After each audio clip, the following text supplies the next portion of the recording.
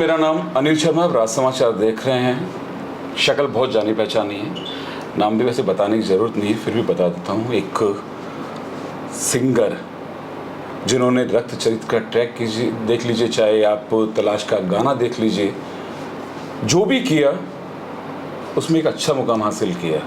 आज ये नवलगढ़ आए थे। नवलगढ़ में एक नवलगढ़ कप का प्रोग्राम था, जिसमें जब इन्होंने स्टेज संभाला तो शायद ही कोई ऐसा होगा जो झूमा नहीं होगा। सही बात है, और बहुत आनंद आ गया। आज पहली बार नवलगढ़ आया हूँ मैं, और जो प्यार और जो कहना चाहिए मतलब सुनने वाले लोग हैं। और वैसे भी हमारे यहाँ शेखावाटी की एक खासियत ये है कि म्यूज़िक को एक बहुत ऊंचा स्थान यहाँ पे हमेशा से मिला है। शेखावाटी ने एक से एक बढ़कर कलाकार दिए हैं, म्यूजिशियंस दिए हैं, इंडस्ट्री में डंका बोलता है शेखावाटी का।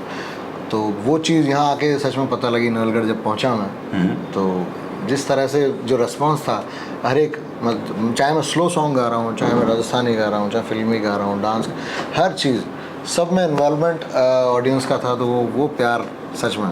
अच्छा, बस आपकी जैसे एक नवलगढ़ आए जी, एक इस तरह का प्रोग्राम जैसे शेखावाटी में आप कहीं भी जाते हैं, शेखावाटी का जो कल्चर है या अपना अलग जगह का कल्चर, जैसे आप इंडिया राजस्थान से बाहर भी जाते हैं या शेखावाटी में और भी जगह जाते हैं, वहाँ के कल्चर में कितना फ़र्क है सर?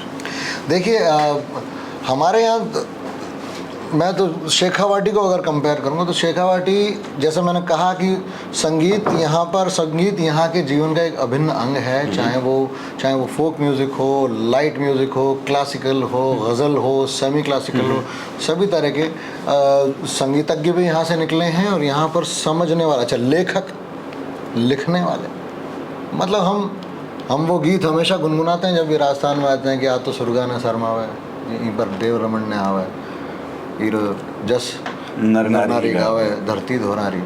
तो ये जो चीज़ है, मैं, हाँ ये बात सही है, जब मैं जैसे कलकत्ता जाता हूँ या पंजाब जाता हूँ या गुजरात जाता हूँ, देखिए हर एक जगह की ऑडियंस का अपना अपना एक फ्लेवर होता है। जैसे गुजरात में हम लोग परफॉर्म करते हैं कई बार, तो एक अनुशासित ऑडियंस होती है। वो अपने मतलब बैठे हुए मिलते हैं। जब भी आप स्टेज पे जाएंगे तो सारे आराम से बैठ के सुनने के मूड में, फिर जब वो डांस वगैरह चालू होता है वो एक अलग कहानी है, लेकिन तसल्ली से सुनते हैं। यही सीन जो है बंगाल में भी है। बंगाल में भी संगीत को बहुत ज़्यादा विशेष मतलब प्रेम है वहाँ पर संगीत को लेकर, आप सब जानते हैं। और पंजाब की मस्ती तो सारे सब समझते हैं। लेकिन फिर वही वाली बात कह रहा हूँ कि कलाकारों को जिन जिन स्थानों पर सम्मान दिया जाता है, उसमें मुझे लगता है कि शेखावाटी सबसे ऊपर है, टॉप पे है। और क्यों ना हो भाई, हमारी मधुधरा है, यहीं से पले बड़े हैं, यहीं से आगे गए हैं, तो अपने बच्चों को प्यार तो सारी माएँ देती हैं। नवलगढ़ कप का आगाज़ आपकी सोच में कैसा लगा?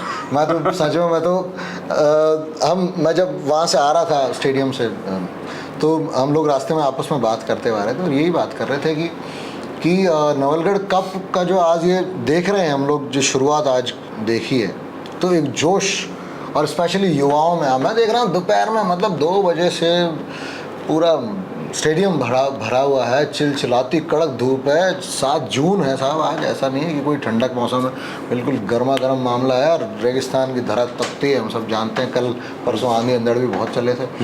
मुझे आज भी डर था ऐसा तो नहीं होगा, लेकिन ऐसा नहीं हुआ। आज आंधी चली, लेकिन एक युवा जोश की आंधी चली, और एक ऐसा जुनून खेल के प्रति वो यहाँ देखने को मिला। आपकी शुरुआत कैसे हुई बॉस इस संगीत की ओर आने की? एकदम सब आपने अपना जहाँ थे एकदम जॉनर चेंज कर लिया? जी हाँ, बिल्कुल पूरी तरह बदल गया। आप तो जानते हैं मैं पेशे से एडवोकेट। हाँ, वही ना, एक वकील साहब, एक गायक, क्योंकि मेरे पापा भी वकील है, मेरा भाई भी वकील है। मैंने उनसे पूछा तो बोले कि उपाध्याय जो लॉयर है एकदम, कहाँ सर? एक तो वकील जहाँ जज के सामने मिलोड कहते हुए मिलते हैं, और एक उनको नचाते हुए मिलते हैं लोगों को। देखिए ये तो ये बात सही है कि म्यूज़िक मेरा पैशन रहा है बचपन से।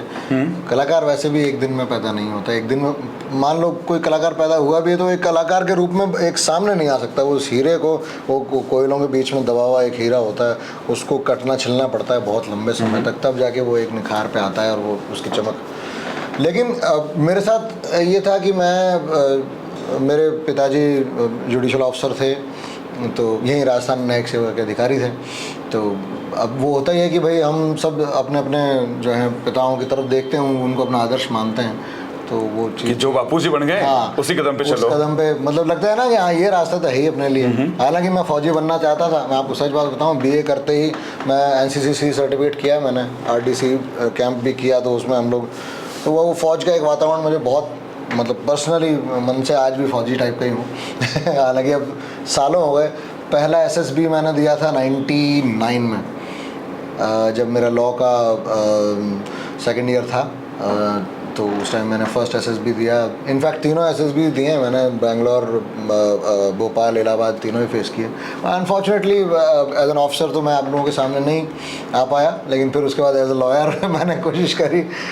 लेकिन ये जो संगीत का मामला है ये हमेशा से मन में रहा, और मैं इसको ऐसा भी नहीं, मैंने इस पौधे को सूखने नहीं दिया कभी, हमें थोड़ा थोड़ा पानी देता ही रहता था।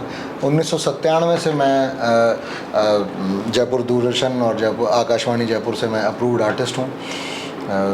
तो लगातार संगीत से इस तरह से जुड़ा भी रहा, कई सारे कॉम्पिटिशन्स फेस किए, सारेगामा किया मैंने, सेमीफाइनल्स तक मैं पहुँचा था मेरे शेड्यूल में, और उसके बाद भी 1-2 कॉम्पिटिशन्स किए। फिर ये चैनल भी सुपर सिंगर आया 2005 में, तब तक मैं अपनी वकालत और आरजेएस की तैयारी में लगा हुआ था, सीधी कहानी थी।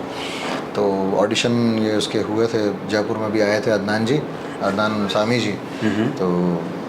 तो जब पता लगा कि भाई अपने ही शहर में ऑडिशंस हो रहे हैं तो क्यों नहीं जाएंगे, तो हम लोग पहुंच गए वहाँ पे, और बस जर्नी स्टार्ट हो। किस्मत का ये, या मतलब ऐसा माने कि ये ऐसा ही लेख लिखा हुआ था कि भाई यूं करके घूमेगी गाड़ी। यानी तलाश फिल्म ने तलाश पूरी कर दी। बिल्कुल। मेरा पहला गाना सन 2005 में रिलीज़ हुआ था, फिल्म थी इकबाल। अच्छा, इकबाल में भी? इकबाल का जी, आँखों में सपना, अच्छा। और जो है हिमेश भाई का म्यूज़िक था उसमें। मुक्ता आर्ट्स की बड़ी जोरदार फिल्म थी, अच्छी फिल्म थी, नसीरुद्दीन शाह हम सब लोगों ने देखी है जी। उसमें भी ये क्रिकेट ही था ना, वही कह रहे हैं, क्रिकेट ही था। और श्रेयस तलपड़े बिना बोले जी हाँ, खिलाता है। बच्चा बोल सकता है ना, ढंग से सुन सकता है, लेकिन उसको बॉलर बनना है, तो वो कहानी थी। अच्छा, क्रिकेट को लेके भी मेरा पैशन कम नहीं है साहब। मैं मेरी स्कूल टीम को मैंने रिप्रेजेंट किया है, हालांकि मैं स्कूल की बात कर रहा हूँ, मैंने इसको बहुत आगे तक मैं इस खेल को नहीं ले जा सका, क्योंकि हर एक की अपनी अपनी लिमिट होती है। मेरी लिमिट थी, मैं अपनी लिमिट जानता था। अच्छा, एक बात तो जी, जब आप चले डैडी जुडिशरी में थे जी, सर्विस में थे, बाद में जब आप संगीत की तरफ आए, तो मैं कुछ पूछना चाहता कि उनका मतलब मदर का, फादर का क्या रहा सर? सबसे बड़ा सवाल ये देखिए, क्या होता है, अच्छा तू म्यूजिक कर रहा है, कर ले, लेकिन कमाई का कैसे? बिल्कुल, ये बहुत वाजिब सवाल है। और देखिए, सही मैं बात बताऊं कि हम भारतीय समाज में एक इस तरह की धारणा हमेशा से बनी हुई है, आज भी बनी हुई है। देखिए, आज भी मिथ टूटा नहीं है, और ये मुझे लगता है कि जब तक हम इस पूरे सिनेरियो में अपने आप को मतलब इस तरह से देखना नहीं शुरू करेंगे कि हाँ, एक आर्टिस्ट जो है वो अपने पैशन, देखिए हो सकता है कि आज आप कुछ काम कर रहे हैं, आपके पिताजी कुछ काम कर रहे थे, कहीं हम नौकरी कर रहे हैं, कई बार हमें लगता है कि हाँ नौकरी मिल जाए बस। लेकिन मैंने कितने ही केसेस देखे हैं कि जहाँ पे हम लोग किसी जॉब में होते हैं और अपने जॉब से बिल्कुल सेटिस्फाइड नहीं होते भाई साहब। बहुत से मैंने ऐसे केसेस देखे हैं कि मतलब अगर मर के मजबूरी में काम बस चल, तो भाई वो काम करो ना यार जिसमें मज़ा आवे। आज मुझे 17 साल हो गए प्रोफेशनली इस फील्ड में आए हुए। मैं आज भी ये देखता हूँ कि पैशन कम नहीं हुआ है, पैशन बढ़ता जा रहा है। इनफैक्ट नहीं, मैंने आज वो देख लिया था। आज मतलब सच्ची बोले हम लोग, मैं खुद सोच रहा था, आपका शूट कर रहा था ना, तो मन कर रहा था कि कैमरा तो धरो नीचे और है ना नाचने लग जाओ। सच्ची बताओ, क्या बात है, नाचने लग जाओ। बाद में नवलगढ़ विधायक डॉक्टर राजकुमार शर्मा आपके साथ बराबर डांस कर रहे थे। बिल्कुल। हमारे मतलब आप चेयरमैन साहब देख लीजिए, वाइस चेयरमैन साहब देख लीजिए, जितने भी लोग हैं, इवन दीपक चाहर, वो भी मतलब जो एक इंटरनेशनल नेशनल प्लेयर है, कुलवंत है, सभी लोग आपके गानों पे डांस कर रहे थे। बिल्कुल, सभी ने बहुत प्रेम दिया, आशीर्वाद दिया, उसके लिए मैं तो बार बार यही कहता हूँ कि देखिए, कलाकार का खुद का कुछ नहीं होता, वो रेसिप्रोकल होता है। जो सामने से उसे मिलता है वही वो दे पाता है। अगर आप प्यार दे रहे होंगे तो वो प्यारा कुछ अच्छा संगीत आपको दे पाएगा, अगर आप गालियाँ दे रहे होंगे तो फिर वो हम गुड़ गोबर भी तो सुनते हैं, ऐसा हाँ थोड़ी है। सब कुछ गुड़ गोबर कर दिया। हाँ, है चालू है, अभी भी मिलता है गुड़ गोबर। सर मिलता है। मतलब मैंने कहा ना कि मैं हमेशा संगीत को एक ऐसा जरिया, ऐसा मीडियम मानता हूँ कि जहाँ पे आप अपने मन की बात भी कह सकते हैं, अपनी इच्छा को सामने कह सकते हैं, एक सुरुचिपूर्ण तरीके से। ज़रूरी नहीं है कि गाली को मैं गाली दे के ही गाली कहूँ, मैं उसे एक व्यंग्य की तरह से भी कह सकता हूँ। उसी बात को मैं कहना चाहता हूँ, अगर मान लीजिए किसी से कुछ कहना है, किसी को बुरा भी कहना है, तो उसे सीधा पत्थर मारने के बजाय जरा घूम के पीछे से जरा प्यार से। अरे आप बड़े ना समझे हैं। यानी बात तो एक ही हो गई। वो बड़ो गेले लगे मने बावड़ो है, गेलो है। चलिए तो सर, वो भी चीज़ें होती हैं। बहुत अच्छा लगा। और बस यही है कि नवलगढ़ ने आज सच में बहुत इज्जत दी, बहुत प्यार दिया, बहुत आशीर्वाद दिया बुजुर्गों ने। आप सबको एक बार फिर से मैं धन्यवाद देना चाहता हूँ, और आदरणीय भाई साहब को भी एक बार फिर से थैंक्स बोलना चाहता हूँ। लगातार पूरे टाइम शर्मा जी हमारे आसपास थे। इनकी मेहनत जो है, ये असल में क्या होता है कि कैमरे के पीछे रहना अपने आप में बड़ा एक चैलेंजिंग होता है, बहुत सुपर डुपर चैलेंजिंग काम है। और उसके बाद भी भाई आप नज़र तो आ नहीं सकते क्योंकि आप कैमरे के पीछे हैं, तो इसलिए इनका शूट आज किया वो सामने आपको नज़र आ रहा है। पक्का आपको दिखाऊंगा ज़रूर। और मुझे बहुत मजा आया जब इनका मैं पूरा शूट आपको दिखाऊं, तो आपको भी सच में बहुत मजा आएगा। चलिए वजह से आपने हमसे बात की, नवलगढ़ के लोगों से, शेखावटी के लोगों से रूबरू के बात बस की। तो एक बार फिर थाने सबने राम राम और खम्मा गणी, ते था को ध्यान रखो और माँ को भी रखो। हाँ, ते था को भी और माँ को भी ध्यान रखो, मैंने भी याद करो, ते जब भी याद करो ला मैं पक्का सर, थाने मिलूंगा। अब तो मुझे लगता है कि आपको बार बार बुलाना पड़ेगा। अवश्य, आई एम लुकिंग फॉरवर्ड। चलिए सर, आपने हमसे बात की, बहुत बहुत thank you. Thank you sir, thank you. Okay.